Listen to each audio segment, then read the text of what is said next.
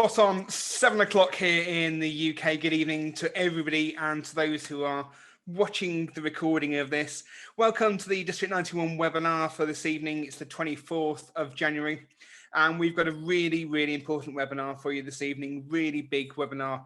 It is Neil Coleman, our District Chief Judge, who is going to be going through some of the rules that we just need to reinforce in terms of the contests that are coming up for the international speech and evaluation, and also looking at a couple of the lessons that we learned during the autumn contests. So for those of you who this is their first webinar, welcome along. We do this every Sunday night at 7 o'clock. Just to do the little bit of housekeeping rules, this is being recorded, so please be aware of that. This will be going onto YouTube, so people will be able to view this and to learn at their own pace. So just be aware of that. If you don't want to be filmed, then please turn your cameras off. However, as we've been saying, if you've been to any of the TLIs and the COTs over the last few days, please turn your cameras on if you can. We do like seeing the faces. Having that feedback is really quite important. If you want to ask a question, then pop it in the chat. I'm going to keep an eye on the chat throughout the session, and we'll make sure that Neil gets around to answering your questions. There will be a Q&A session at the end of this, so if you'd like to ask your question in person, then please feel free. Can you keep your microphones on mute during the session, just so that we don't have any distractions and background noise? That would be really, really appreciated. So, as I said, our speaker this evening is our District Judge, Neil Coleman. He's been a member of Toastmasters for a number of years and knows the rulebook inside and out. And having a resource like that within the district is absolutely invaluable when it comes to making sure that our contests are fair and are run appropriately. So I hope you will enjoy this. I hope you'll come away with a huge amount of knowledge and a huge amount of better understanding about how to run our contests. I hand over to our Chief Judge, Neil Coleman. Neil, the floor is yours.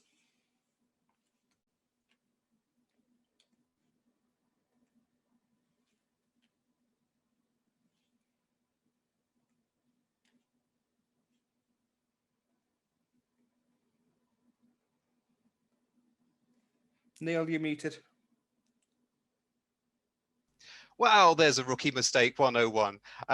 As I was saying, apparently just to myself, a warm welcome to absolutely everyone this evening, whether or not you've got snow outside or not. Very, very welcome here.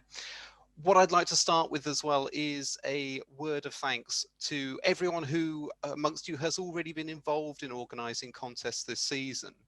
I think over the course of this last 12 months, a lot of us have been having to do things in very different manners from how we are used to in our non-Toastmasters lives. And I've been really grateful to seeing everyone jumping on board and taking the differences that we need to accommodate within online contests and making that happen so that we do the best that we possibly can for all of our members to get them into that, to keep them into that competition spirit. So I'm just going to share my screen now.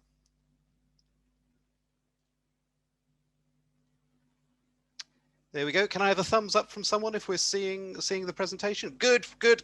Thumbs up from Carol, thumbs up from Andy. We are good to go. Right, so what I'm going to be doing this evening is I'm going to be working off the back of the session that we held back in the autumn. So we did a 2-hour workshop back then where we covered the nitty-gritty and the point-by-point going through of how one goes about organising a contest. So all of that is still there. It's still available on our YouTube channel. And I think Andy's got us a link that he will post so that you guys can have a recap and you get all of the fine detail from that one. What I'll be focusing on this evening is all about some of the questions that have come on up, some of the things that we can learn from, and some of the particular aspects that have been more challenging over the course of the last 6 months. So let's move ahead. So of course, with the spring, we have 2 contests coming up upon us.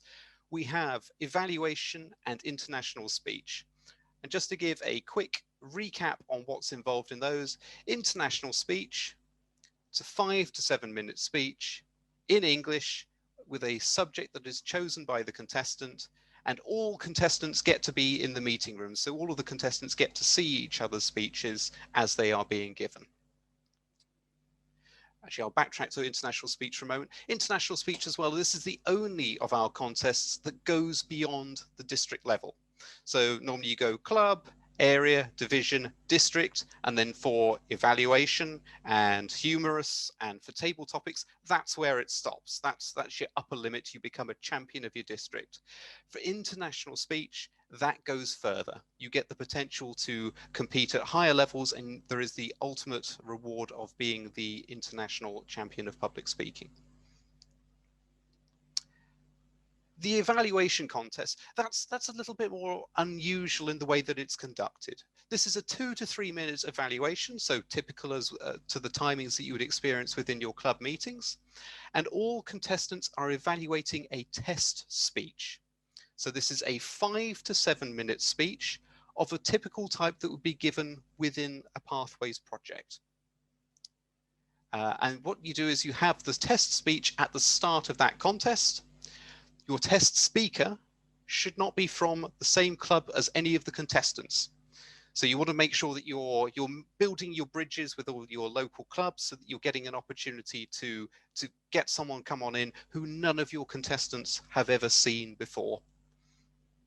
And if you're organizing an area contest or a division contest, then you're casting your net even further afield in order to get people to come and be your test speaker. There are no speech objectives announced. So as during the course of a regular meeting, of course, you might have something on your agenda, you might have some project objectives. In the case of this, there are no objectives, even personal objectives, nothing is announced. The evaluators, they are provided with a sheet of blank paper effectively. It's actually, there's an official Toastmasters form, though in the case of us doing these things online, everyone just needs to have a blank sheet of paper on which they take their notes. Reason why it needs to be a blank sheet of paper is simply because we don't want contestants to be starting out their contest with a great big grid of looking for this and that and all of these things that you can potentially have in a pre-made template that could give you an edge. Everyone starts off with a blank sheet of paper, and that's a level playing field for all.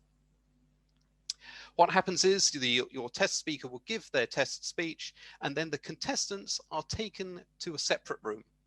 Of course, in the real world, that would be a separate physical room, and in the case of online contests, we're looking at a breakout room. They then have 5 minutes to prepare their notes, and that 5 minutes is timed by your contest sergeant at arms, who is within the same room there as well. After 5 minutes, all notes are taken away. Well, how does one take away the notes from someone who is 10, 20, 50, 100 miles away from you? What you have them do is you ask them to take their notes and place them behind them so that they are in view of the camera, and then they can return to actually looking at the screen whilst the notes are visible away from them at the back of the room. That's just so that the preparation time is over. The contestants are taken one at a time back to the main contest room to perform their evaluations. So you'd have contestant number 1 is taken back into the main room. They are allowed access to their notes again as they are taken back to the room. They give their evaluation, and then the next contestant is brought on over. And as I say, the notes are returned to the contestant for their actual evaluations themselves. So it's a little bit of a different format.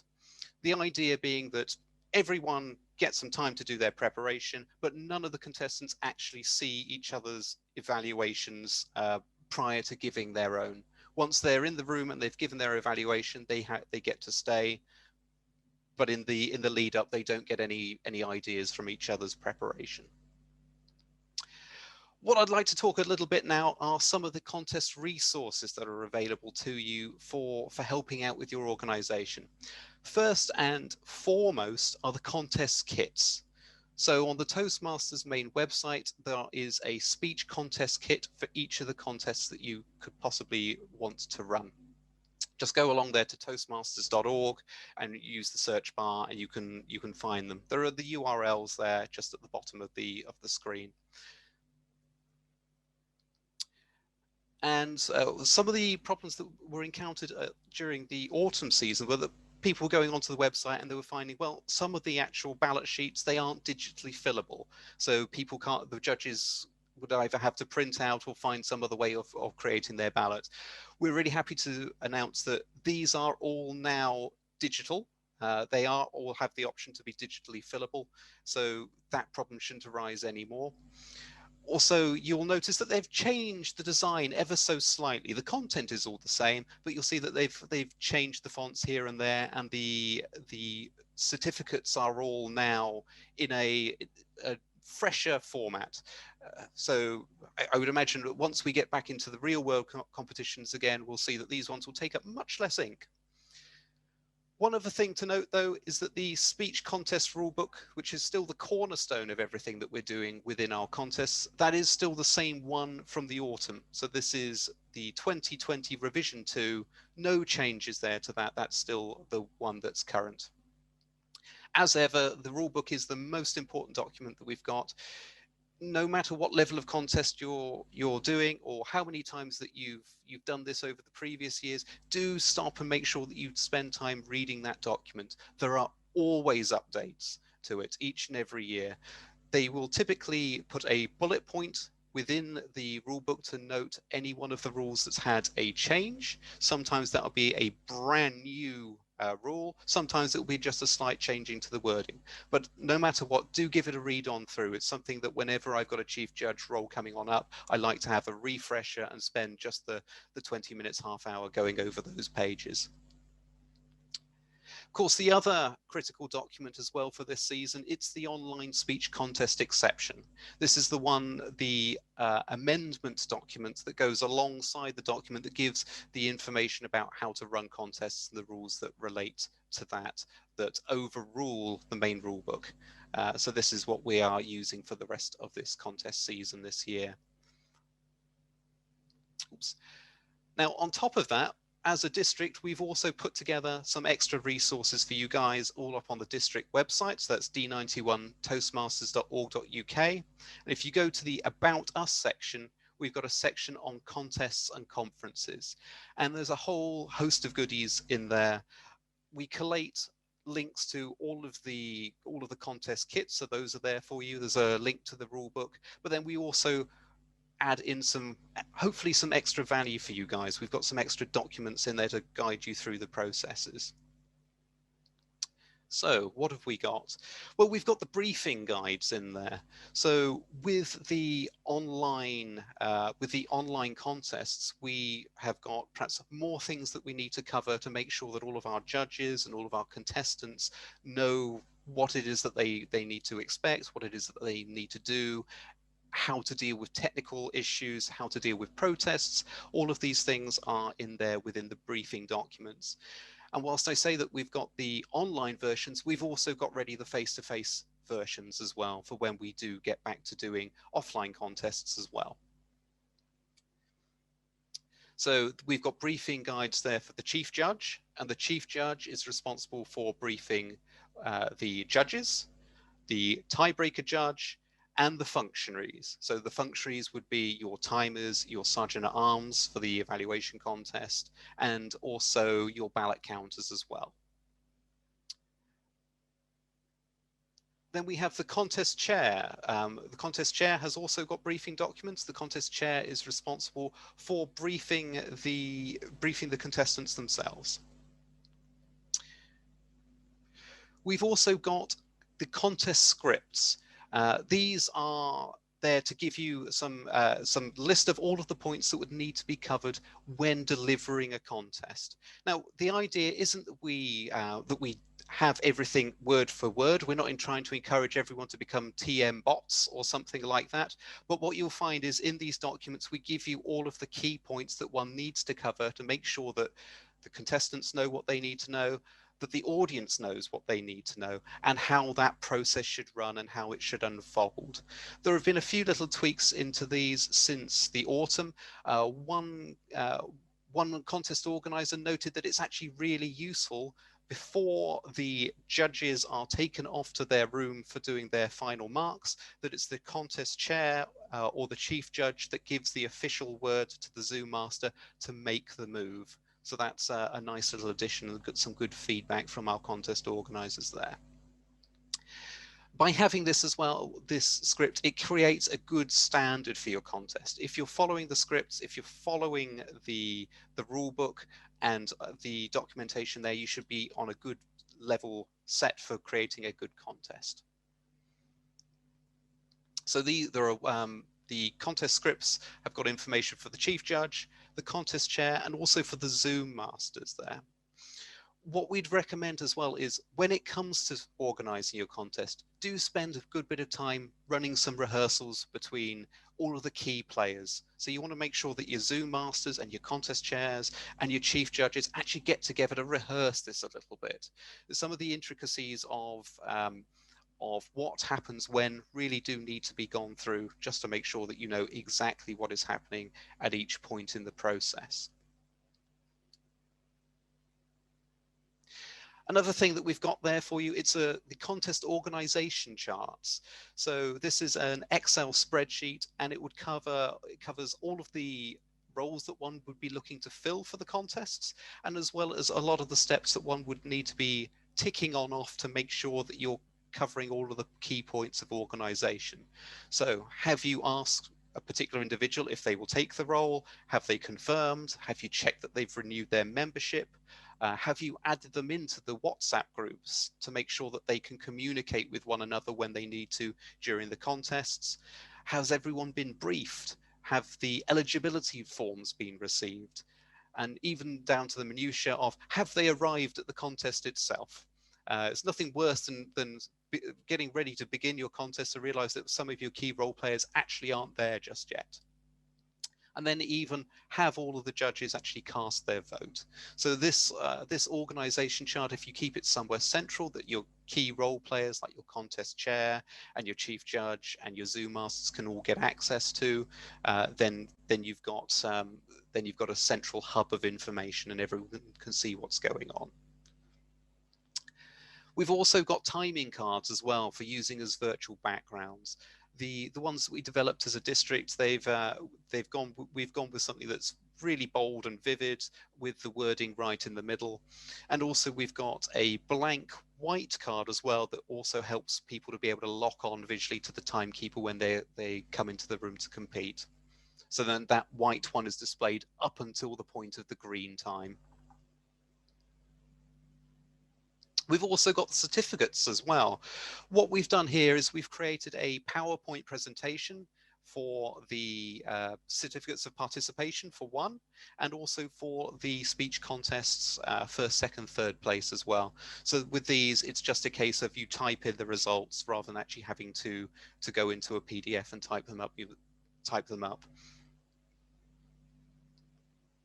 Another thing that we were asked quite a bit about over the course of the last season was about protests, the what, the whys, the hows of conducting a protest. There are some things that one can protest about. There are some things that you can't protest about. So, for example, in the rule book, there is mention about there being a stage area, or that humorous speeches shouldn't contain offensive language. And whilst those are in the rule book, those aspects are not things that one can protest over. And I'll go through the things which are actually part of it that can be protested. So first of all, though, let's cover who can protest an aspect of a speech. There are very few individuals who can. It's your voting judges, not your tiebreaker or chief judge. It's just your voting judges. And it's the contestants, who are specifically competing within that contest. So if you are running an international speech contest, your evaluation competitors don't get to lodge a protest about a speech within the international speech. The other thing that one needs to bear in mind as well is that it has to originate from those people.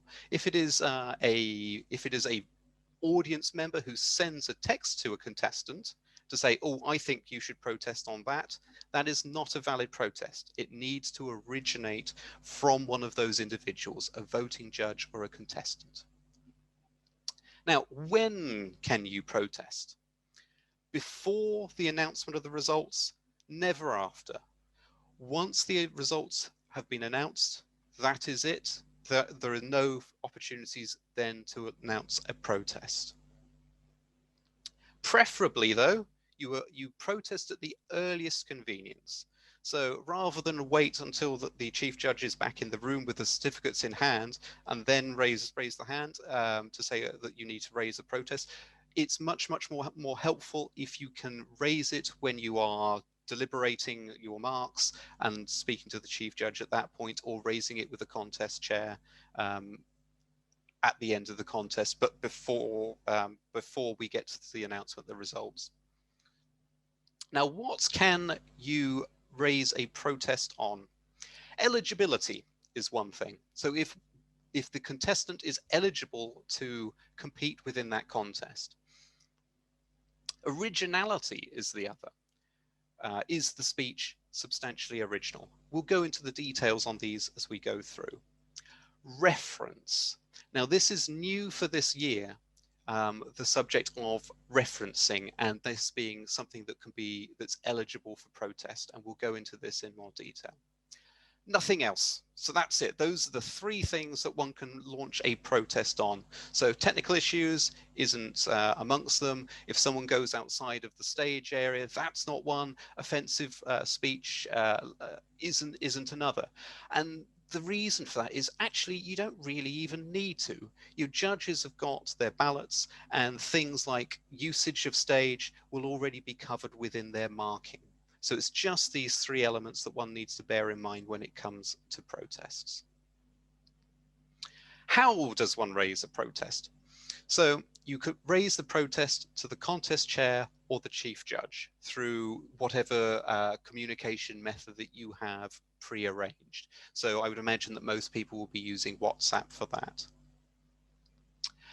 Eligibility, the contest chair is responsible for disqualifying an individual based on eligibility.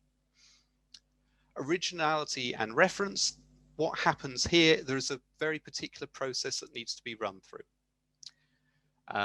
What happens is that the voting judge with the issue that they wish to protest gets in contact with either the contest chair or the chief judge. The chief judge is made aware, and then the chief judge convenes a meeting of the voting judges in the breakout room. There is a discussion about what this particular protest is about. So it's described why that this is felt to be a protest or a protestable element within the speech. And then what is most important that has to happen is that the contestant is given an opportunity to respond to the voting judges on this aspect, on this protest that is potentially being lodged against them. What I would suggest in how to go about doing that is that once you've had your discussion amongst the judges, all of the judges switch off their videos, switch off their microphones, and effectively become invisible again. And then the chief judge brings the competitor in question into the room and then describes the issue that's being put forward. That way your voting judges never have to be seen or unanonymized, and the chief judge is then responsible for actually conveying and getting the information and the response from the contestant themselves. Then that individual is sent back out of the room, and the judges conduct a vote on whether or not they wish to uphold that protest and disqualify. And that is a majority vote. So if the majority decide that it was a disqualifiable action, then that is the result. If it's not, then that contestant gets to carry on through. So let's cover these in more detail. Eligibility. So a contestant must be a paid member of a club, area, division, or district that they are of the club, area, division, or district that they are competing in. The club must also be in good standing itself. So that must have the minimum number of members, and it must have those members all paid up with Toastmasters International. Also, it's worth noting when it comes to a member being paid up, it can't be that they've just given their money to the treasurer. The treasurer must have paid the dues to Toastmasters International. That is the only way that they are officially a member. Now, there's an additional stipulation when it comes to the International Speech Contest. For the International Speech Contest, you have to have earned level 1 and level 2 certificates, or in old money, 6 competent communicator speeches prior to the club contest in order to compete. So there is that extra level of qualification on this particular contest. It can't be that the speech that they are about to give would be the one that finishes off that particular requirement under pathways. It must have been completed before the event of the contest. There are a couple of exceptions. Now, the first one is that the charter members of a club that has been in existence, was chartered 1 year before the area contest date, they don't have to meet that requirement. They are eligible to actually to compete without having done that. So new clubs actually get a little bit of a boost, but they need to be very mindful of what their charter date was and what their area contest date is. The other aspect to keep in mind is that no competitor can compete in more than one area level contest of that type, no matter if you're a member of different districts or different divisions. You can only ever be in one area contest. Some people as well don't get to join in all the fun.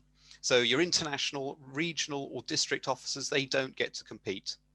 And that also includes area directors. Area directors are district officers. The other people who can't are anyone who's looking to campaign to be in a district role next year. So they should be focusing on their campaigning. I think that's the message there. The other people who don't get to campaign is anyone who is a chief judge, contest chair or event chair, or an educational session presenter at the event that they would be wanting to compete in. To expand on this a little bit more, if say at the district contest we had someone who was wanting to give a workshop on public speaking, they couldn't both be a workshop presenter and a competitor. And that would be true for any level of the contest. The idea is that you don't want to be giving competitors more stage time or more gravitas through any of these additional roles, and also competing, because it has got the potential to introduce more bias into the proceedings. And this one I would hope would be quite an obvious one, but you can't be a competitor whilst also being a judge within that same contest. And the same is true for a timer, a counter, sergeant at arms. Basically, if you're competing, you're not judging your own contest. There we are. Next one, originality.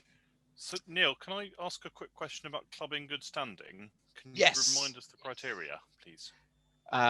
Club in good standing, so it has to be paid up with Toastmasters International, and the minimum number of members, I would need to quickly check that one up to see what the minimum number was for good standing. Neil, it's 8. Wonderful, thank you, Helena. 8 members for good standing. Great, thanks. Okay. So, originality, speech subject and preparation. Contestant speeches have to be their own speeches, and they've got to be substantially original. Okay, and there are a few numbers that are within the contest rulebook around that. 25% or less of the speech may be devoted to quoting, paraphrasing, or referencing another person's content. Any quoted, paraphrased, or referenced content must be so identified during the speech presentation. So what that effectively means is if anyone puts something into their speech that is someone else's material, either quoted, paraphrased, or referenced, and they don't reference it, that is a grounds for a protest. That a judge or a fellow competitor can protest on that ground. If it's more than 25% of the speech is devoted to quoting, paraphrasing, or references, even if it is identified, then that is also grounds for a protest. And this does come up, occasionally you've seen someone deliver half of a song as part of a speech. And of course, that takes up a great swathe of their speech, and it leaves them eligible for a protest. So that's the critical number, 25%. How one judges that is down to the individual judges. Reference. Now, reference. This is new for 2020. So this is the first time we've effectively seen this in the wild. What it says in the rule book is that contestants must not reference another contestant or a speech presented by another contestant from the platform at the same contest in which they are competing. What this effectively is, it's a no callbacks rule. So it's a new rule, so I definitely recommend that people try and let other people know about this as much as they possibly can. If you're a chief judge or a contest organizer, reference, of course, in your briefing emails for people to read the rule book, and also, if you can, point that there is this new rule in there. We had a really good question about this particular rule. Someone said, well, shouldn't this be more along the lines of a timing situation, where something is either overtime or it isn't? Shouldn't it be a case that something is either a reference or it isn't? And so it's a good thing to think about. And well, I put up a little situation. Imagine this. Say you are in a speech contest and speaker one gives their speech and they use the line, "A promise is a promise." Let's say they don't just use it once. Let's say they make a real rhetorical device of this and they use it 3 or 4 times. It's something that they continuously use within that speech. Speaker 3, say, then gets on up, and they also have in the speech the line, "A promise is a promise." Now, the question then becomes, is that a reference or is it a coincidence? A promise is a promise, you could argue, is a reasonably common idiom within the English language. It could be that 2 people have arrived at the same result. Or is it that speaker 3 is using this with a nudge and a wink to gain to reference the other speaker and gain some extra gravitas off of throwing in an extra callback like that? So that's why you need your judges to be able to judge on this and decide if they are going to raise a protest, and then to have that discussion amongst themselves, and then ultimately with the contestant to see if they feel that this is a reference or not. So as we can see, that it's not just about the speech itself, it's also about referencing a contestant. So there are those 2 aspects that it could be. It could be that you are referencing the contestant by name, or it could be that there is the reference to the content of the speech itself. And some people have asked, well, why have we got this rule? Surely it's really impressive when you see someone who's really in tune with all of the speeches going on around them. And you're right. I must say, I've been in audience before and I've seen that, and you can see it's almost like a public speaking wheelie, as it were. It's quite the act. However, it does mean that you've got an uneven playing field if you were to permit it, because if you're speaker number 1, you don't have any opportunity to reference anyone else. If you're speaker number 7, you've got 6 speeches before you that you've got the possibility of taking lines from and working one of these wheelies into the speech. So that's why I would imagine this is why this has now been struck from things that one can do within a speech. So next on up, there have been quite a few questions about Zoom itself and about the actual contest architecture. So this is the architecture that we had for the Zoom rooms when we did the district contests. What we had was we had a waiting room enabled. We had the contest room and reception as the main room, And then we had a whole host of breakout rooms. So we had a breakout room for the contestants, we had a breakout room for the judges, one for the tiebreaker judge, all of their own, very, very quiet, solitary room, but a very important room nonetheless, and a room for the audience as well, for them to be held in. Now, the reason that we did this is, in particular, it's to have this waiting room. The waiting room and now enables your Zoom masters to admit your participants one by one. Why do you want to be able to do that? Well, first of all, your judges, although you will have briefed them to ask them to make sure that they come in anonymized, that they've made sure that they haven't left their name on, that they will have their that there is no icon left on their screen to show who they are. Invariably, someone will come on in who hasn't done that. So by having them in the waiting room, you can admit people one at a time. You can help them with the renaming. You can help them with any technical issues and removing their icons and avatars before you distribute them into their breakout rooms for their final briefings and final run-throughs. Whilst you're doing all that as well, you can move your as you admit them one by one, you move your audience into the audience holding room so that you've still got the contest room acting as a reception so that you can go one at a time and work person by person to get them into the right place in the right state that you want them. Now, Zoom itself has actually got a remarkable number of tools that you can use to make this whole contest situation that little bit simpler. So I'm going to go through a few of the bits and pieces that are available, and I want to stress that this isn't a how-to, this isn't a step-by-step guide. For a start, the software itself is liable to change and update, so things are going to be in different positions, and also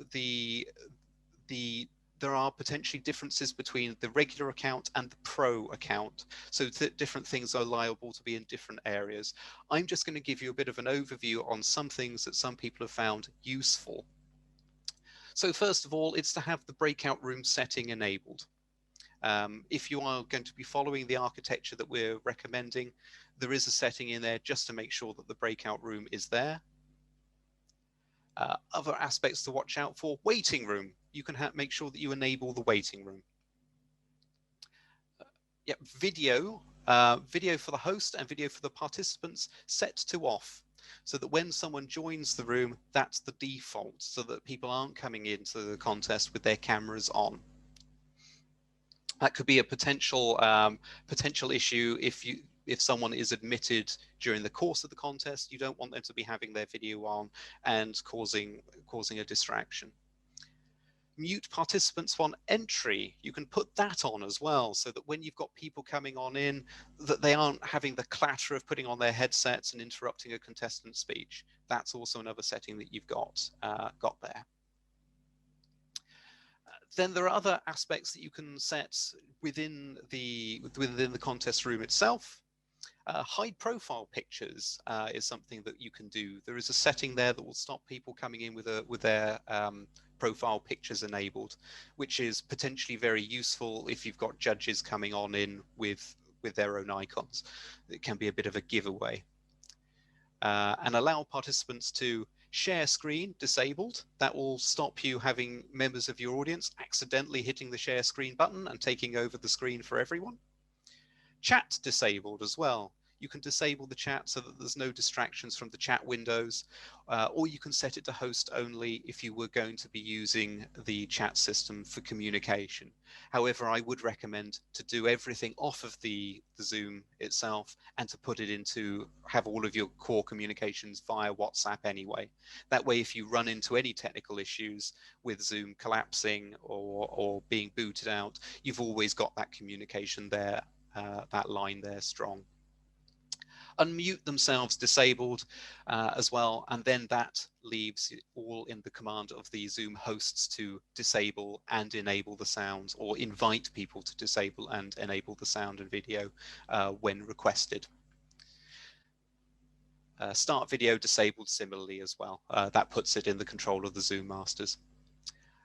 Also recommended to not just have the one co-host. Set your contest chair and your chief judge and your co-Zoom masters to co-host roles. That way that they can jump around between the breakout rooms. They can help out with the admitting of all of your various participants and ferrying people around in a nice, smooth process. Then you've got setting up of the breakout rooms themselves. So there are a few functions here. You can set up one breakout room for each of the types of roles that you wish to have separated. You create them all initially. You set them to have allow participants to return. You can set that to disabled, and then it's just down to the Zoom masters to move people around. That way, for example, in your evaluation contest, you're not going to run into an issue of a competitor being able to jump out of the breakout room before it's their time. That way it's just down to the Zoom masters and the co-hosts to move people around when you want them. Automatically move enabled. This is a really handy one. If you've got that on, you don't have to wait for someone to click the button in order to jump to the breakout room. You just move them and they move when you want them to. There's nothing more infuriating than being someone sitting there thinking, I can't see the button that allows me to accept that I go into the breakout room. This just takes care of it all for you. Countdown after closing, just set that to the lowest possible. That's 10 seconds so that everyone gets moved when the room closes at a nice prompt rate. Another aspect that came up is technical issues, and what are the protocols for dealing with technical issues.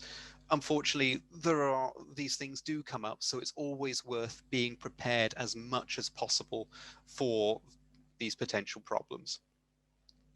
So it says in the contest, the online exception, there are a couple of things that it does consider.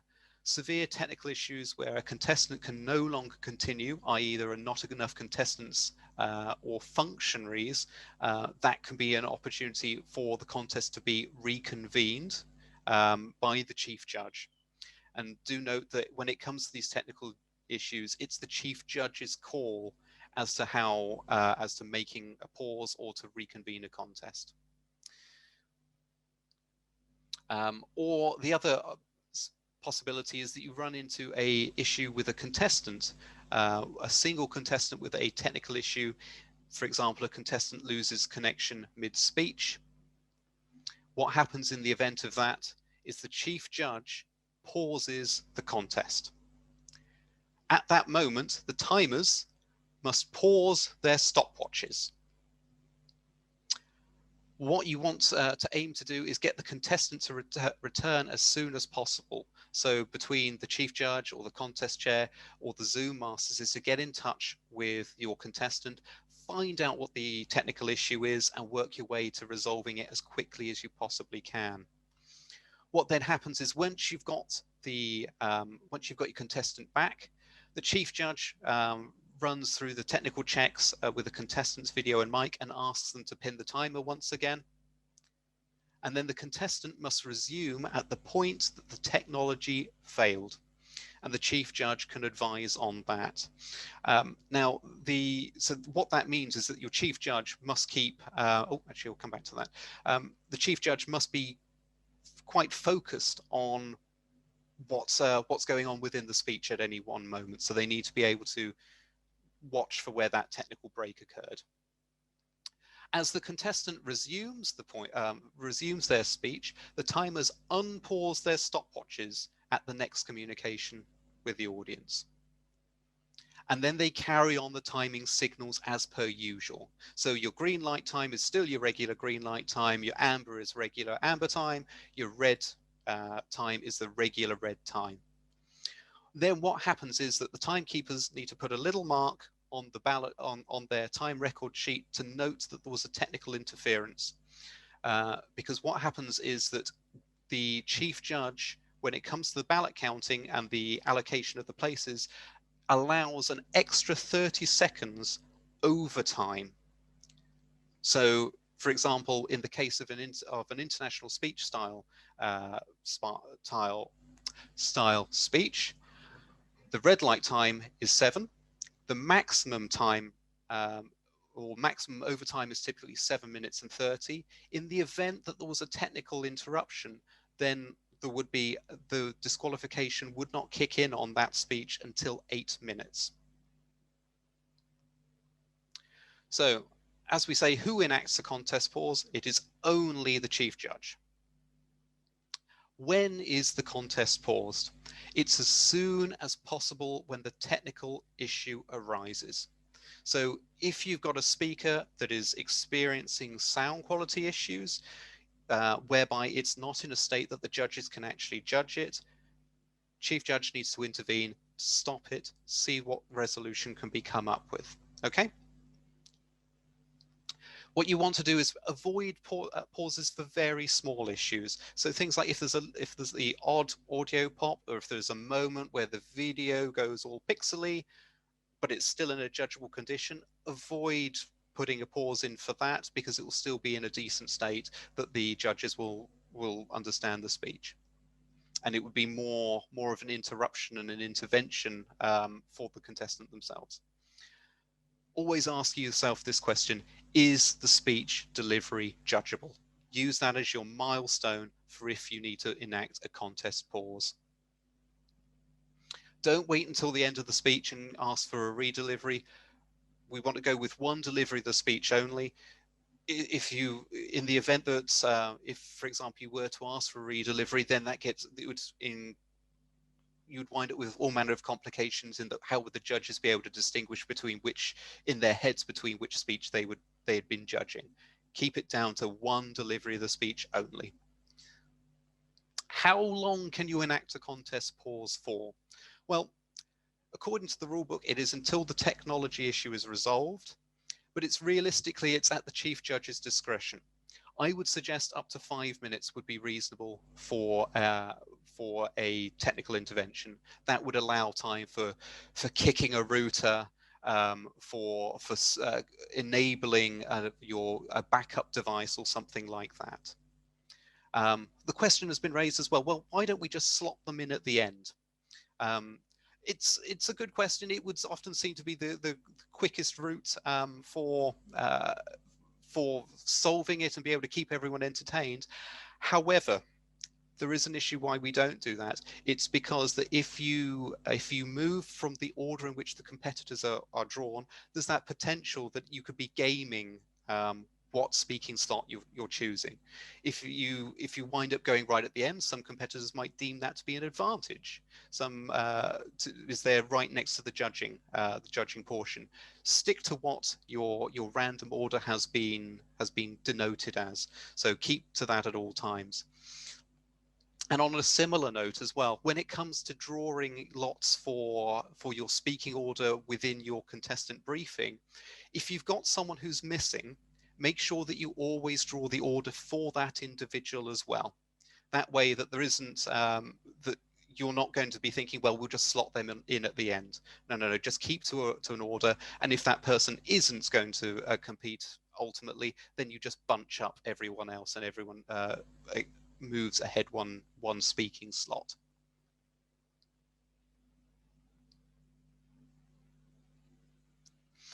So where to resume the speech from? It's from that last line before the technical issue. And as I say, it's the responsibility of the chief judge to keep track of that. However, that's a lot to be keeping in mind. So it might be something that you'd want to delegate in advance. If you've got a shadow chief judge, it might be that you ask your shadow chief judge to be the person who's effectively the teller, and that they will be monitoring line by line what's going on in the speech if it's something that you feel that you need a bit more mental bandwidth to be able to focus on the rest of the chief judge role. Now then, we had some really lovely tips as well that came in as a result of some of our feedback too. One was about the ballot counting. Ballot counting will take a lot longer than you think it will. Even with all of the technology at your fingertips and perhaps having a spreadsheet to record all of the ballot, all of the votes in, it still will take some time. So Entertainment is the key to keeping your audience happy. Make sure that you've got either some table topics on standby or some presentations as well as interviews, just so that if you need that extra bit of time, it's there. The other thing that can really speed up the whole process is if the chief judge sends out an email during the contest with the ballot counters on CC, so that the judges just have to reply to that email with their ballot attached. They're not then having to root through their emails to find your email address from a few days ago. They're not trying to remember who the ballot counters are or anything like that. It's all there within at the top of their inbox, ready to go. The chief judge, also recommendation for the chief judge to be at the contestant briefings. It's a great idea, as often the contestants have questions, particularly in this new technical arena, and the chief judge is a good person to have on standby to talk those things through. A big hand, have an applause track as well. The online meetings, they can be, I'm sure some of us have noticed that they can be a little bit on the quiet side, and particularly more so when it comes to contest meetings. With everyone muted and with all of the videos off, you can really feel the tumbleweed. So having an audience applause track just ready can help with that. But if you're going to do that, make sure it's the same track for everyone. Don't have great whoops and cheers for one contestant and a mild applause for everyone else. Just make sure that it's fair for all. Backups as well. Make sure that you have more people on hand than you need, particularly judges, because in the event of someone having technical troubles, you might find that they need to drop on out. When it comes to judges, you of course want to have your minimum quorum, and if one judge finds that they're disconnected for part of one speech, then they'll find themselves ineligible to judge because they won't be able to judge all fairly anymore. So have more judges than you need, more backups than you need. And then just a quick recap on the individuals that you need for each level of the contest. What are the number of people that you're after? So you're looking for club level, a contest organizer, a contest chair, chief judge, a Zoom master. 2 is better.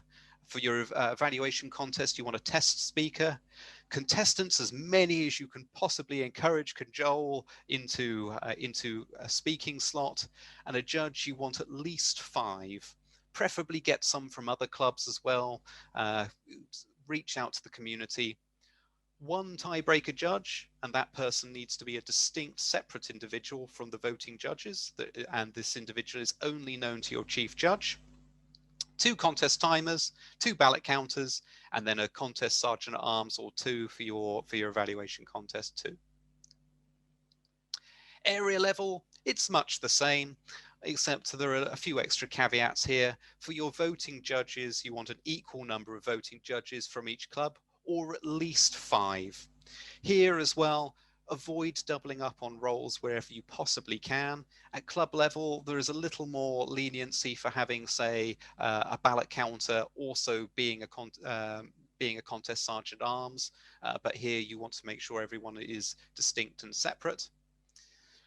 When we go up to division, the numbers get a bit higher. It's 7 voting judges, and similarly we're looking for an equal number of voting judges from each area, or a minimum number of 7, and definitely no doubling up of roles here as well. We've got the extra stipulation as well that your chief judge or your voting judges cannot be from the same club as any competitor either, and the same is true for the tiebreaker judge. So something to watch out for there. All of the information that we've been talking about this evening, that's up on that URL. So if you go to our website, then in the About Us section, we've got pages of contest and conference information there. So hopefully there'll be some useful resources for you there. And that's my presentation in main, and that just leaves us time for some questions and answers. Neil, thank you very much. Can we first of all have a round of applause for Neil, because that was really in-depth and really good sort of summary of what we had. So thank you very much for that. Couple of questions that have have come in on the chat. Venetian has asked, when it comes to, obviously we can't reference other contestants, but can a contestant reference the contest chair, the chief judge, other than sort of just maybe a quick thank you? Well, the referencing rule only applies to within the speech itself. So there isn't anything that says that they can't reference a contest chair. So you're still perfectly welcome to say Mr. Contest Chair and all of these things, or even reference the chief judge if they so wanted to. But I mean, that only really applies. The rule actually only applies to the speech itself. If it comes to the award ceremony, then yes, they can thank everyone. They can thank their pets. They can thank the contest chair, the chief judge, whoever. But they can't mention that they can't use the chief judge or the contest chair as part of their speech. There's nothing in the rulebook that says that they couldn't reference the chief judge or the contest chair. It's only the contestants or their speeches that are not referable. Okay.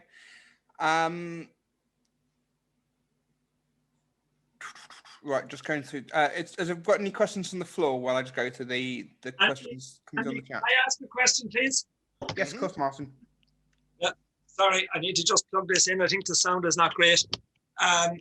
Just a question that's come up before for me, that when the people are in the evaluators are in the room, right? Mm-hmm. And the Sergeant at Arms says to them to leave your video on and put your notes behind you. That's what you said. Mm-hmm. But if they do neither, or if they refuse to turn off their, if they refuse to turn out to turn on their video, so you can't see what they're doing, what options have you, considering that as a Sergeant at Arms you cannot make a complaint? You can certainly let the chief judge know, and I think the chief judge would want to be having some pretty stern words with the individual to find out what was going on, because it's obviously this is part of our we need to be behaving and acting correctly as contestants and as Toastmasters. It's all part of the spirit of it, and it is very much within the rules that the contestant should have their microphone on and their camera on throughout that time that they are in the breakout room. So yeah, if there is anything that's untoward and the Sergeant at Arms feels that there is an issue of concern, that they should let the chief judge know, and then let the chief judge handle it from there. Yeah, I'm just conscious that if you have a very experienced and knowledgeable contestant, they might say to the Sergeant at Arms, well, you're not entitled to make a protest. Indeed. Even so, in just purely on the grounds of integrity, I know. Yeah, absolutely. Thank you. Thanks, Neil. Thanks. Excellent presentation. Can I ask a question, please? Of course, yes, Brian. Yeah. Question I'd like to ask is, you said if there's a breakdown in communication, all that stuff. Say a person on the doing a speech, and the electricity just goes in their where they are, in that area that they are. Yeah. What would happen then? Because you wouldn't see anything. Yeah. I mean, there will be some situations where there is absolutely nothing that we can do, and with something like that, then I think it would just be a case of they're not able to compete. It's effectively the case that they've not turned up in the room, unfortunately, and you just have to move on. That would be very unfortunate if that were to occur, but yeah, that would be the situation there. Okay, thank you. Neil, can you take your slide down so people have asked if they can see the gallery? Yes, absolutely. Neil, I've got one more question, if I may. Yes. Thank you for this session. This is excellent clarification on a number of issues, so thank you for that. Question I have is there is an area that has modified the way that the time signal is given to contestants. A vote was taken in the area where their approach is that when we have the green, you also get an audible sound. So the timekeeper will say green, which is the approach we normally will have in place if the contestant is partially sighted. Now, if they were to have taken a vote and agreed that all contestants will have the same approach, what's your view, or what does the rule book say about that? This one's actually quite a tricky one. I have come across this sort of scenario, and it is one that's really had me racking my brain about, okay, what's the best thing to do with these sort of situations? Given that we are now in an online arena, we've now got a bit of a situation whereby not everyone has got access to the time in the way that we would in the physical world. So, for example, if we were in the physical world, we've got our stage, we have our timekeepers that are sat right there in front of the stage, everyone's got a good view. Now in the sort of situations that we are in, we've got members who can only be involved with Toastmasters through their mobile phones. So they have a tiny, tiny, tiny little screen. And effectively what we're saying is, well, for you, your timekeeper is sat right at the back of a very, very long hallway, which my view is that what we are looking to do is we are looking to provide access to the time signals. So it's so I've been quite happy for individuals to have a time signal if that's a situation that we need to provide access. So that's where I would advise on that one. Okay, so that means it's okay for them to continue with the audible sound if that's what's. I'm fundamentally okay with it. I think that for me, I think sorts out, or at least helps with some of the tricky technical situations that we've got at the moment. Okay, all right, thank you. Okay. Sorry, can I just ask a question related to that, because I will be the timekeeper on the night of the 9th. Yes, Adrian. So would I only signal, say the word green, red, etc., if it's been requested, or would that be the default? I would go with requested. Yeah, absolutely. Okay. Yeah. Thank you. Cheers. Okay. Neil, can I ask a question? Yes, of course you can, Doogie. Doogie, thank you. And I see there's been a little exchange. Thank you, Nadia, for your response. I've frequently been either contest chair or observed contests where we have effectively 2 contests back to back. Yes. And several contestants, and in extreme cases, the identical contestants in the same contests. For that reason, as chair, picking up on your issue of not giving people extra stage time, I don't interview until the second contest has taken place. Very nice. Yes, that's great. Good tip. Yeah. For the in case, yeah, because it gives some people in the second contest. And however, I see there is an alternate view. So thank you, Nadia. Each contest is separate, so we should award an interview before starting the next one. The other reason for delaying is well, I'll leave it there. Yeah. What are your thoughts? It's. If your judges are out, if your judges are out, then they're not going to be influenced. So that would be, you could potentially still do an interview there. So that wouldn't be an issue. But otherwise, if you've got your judges, if your judges are out, you could potentially still do the interview. Yeah, I wouldn't. Are the judges there is the key thing. Yeah, that's it. It gets more complicated. The word that they use within the rulebook is the event. So the event actually encompasses not just the individual contests, but it's the entire scheme of the evening. So you wouldn't want to have an educational just before a speech contest and then have a speech contest later with that competitor, is that still all within the bubble of the event. So yeah, I think so long as your judges are out of the room, it's potentially fine. And good luck with coming up with many questions to keep them that are separate for the both rounds of interviews. Thank you. Neil, can I come in again? Yes, of course. Two quick is one, just a comment on the cameras on, videos off. And I'd also, now that I have the floor, one other quickie. Do you have a preference? You mentioned there about the sending the ballot via email. Would you have a thought about sending them other ways, via, say, WhatsApp, via the chat in the breakout room? Would you have a comment on that, please? Yeah, sure. WhatsApp, the key things that I'd like to try and make sure are kept to when it comes to sending of the votes are, one, that your judges can't see each other's votes. So that's why I think email is quite good for that, because you've got one conduit. And also that the votes don't pass through one individual at any one time. So with email, you've got your chief judge and you've got your ballot counters on CC.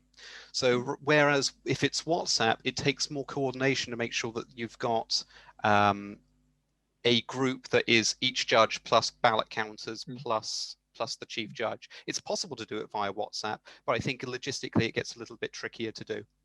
And what if you have the judges in the breakout room and do it via the chat directly to the counters? One-to-one could work, I would imagine. Yeah, so long as the one thing that you would want to make sure of, one, is that your chat is entirely separate and that your judges know to only send direct to the chief judge and the ballot counters rather than the room, that's the bit of the risk. Yeah, well, you see, if they're only in the breakout room, the chat doesn't travel from breakout room to main room. Yeah, you just want to make sure, you want to avoid them exposing their ballot to the other judges within the breakout room as well. That's the only slight thing to be wary of, I would say, on that one. Okay, thanks, Neil. Thank you. You're welcome. I think we've got time for another couple of quick questions. Neil, greetings from Ireland. Just to follow up on Martin's original observation, his original question about remember the guy or girl who was being obstructive and was turning his camera off when he wasn't supposed to be looking at his notes or doing anything in the evaluation contest. What I would do as chief judge is I would ask the sergeant at arms to alert me if that was happening. I would go in and I would warn the contestant myself.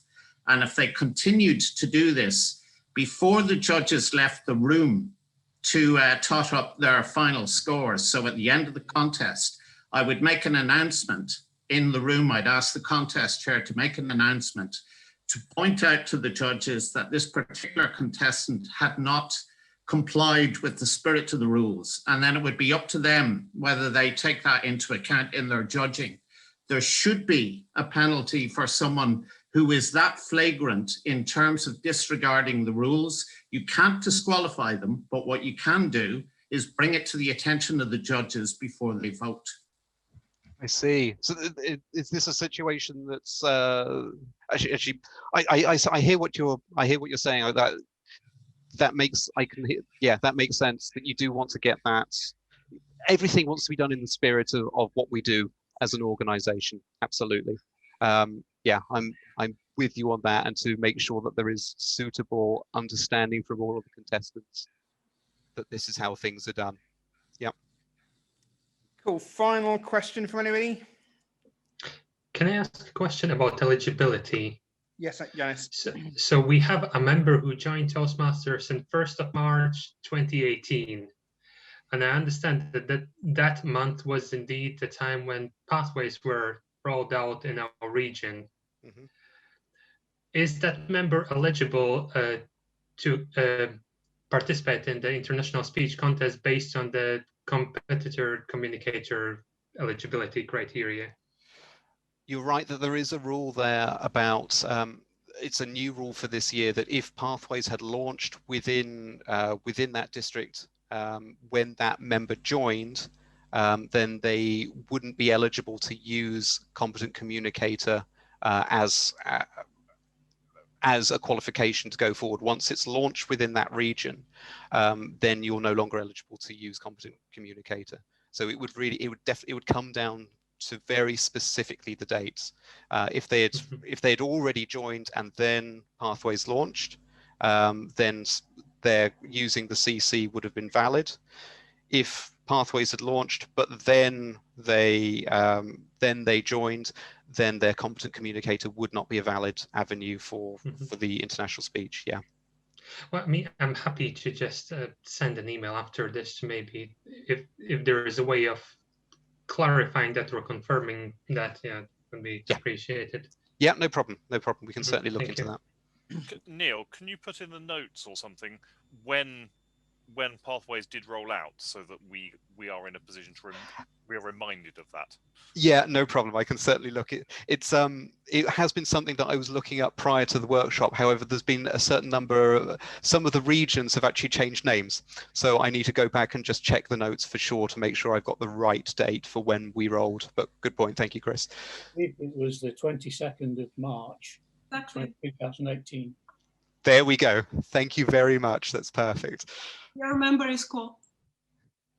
Wonderful. Thank you very much. Can we just have another quick round of applause, please, for Neil? I think that was a fantastic evening. We've had some wonderful feedback on the chat. I've put in there again for people who joined a bit late, the link to the YouTube video that we recorded back in August, the 2-hour marathon session that we ran, and also a link to the contest website for the district. Thank you very much. It's been wonderful. We had over 100 people here tonight, so that was a real testament to everybody really wanting to make these contests work. Next Sunday is district officer training for most people within District 91. So we've got a non-club focused webinar next week. It is the wonderful Sam Warner. And for those of you who know Sam, she is an autistic speaker, and she does a lot of things with autism. And she's going to be talking about autism and Toastmasters and how you get potential conflicts with autistic people and how to resolve those. So that's going to be a fascinating insight into communication styles. The 7th of February, we have Carla Flynn, who is joining us to talk about advanced clubs. And on the 14th of February, which is Valentine's Day, spend your romantic evening with John Drinkwater as we talk about Zoom support for contests. On behalf of everybody here, Helena, myself, and of course, Neil, thank you very much indeed. I will send the video out in the next couple of days, computer pending, if it's not been thrown over the balcony. And I will see you all again next week, hopefully. So thank you very much from the team. Good night, and please stay safe and stay warm. Good night.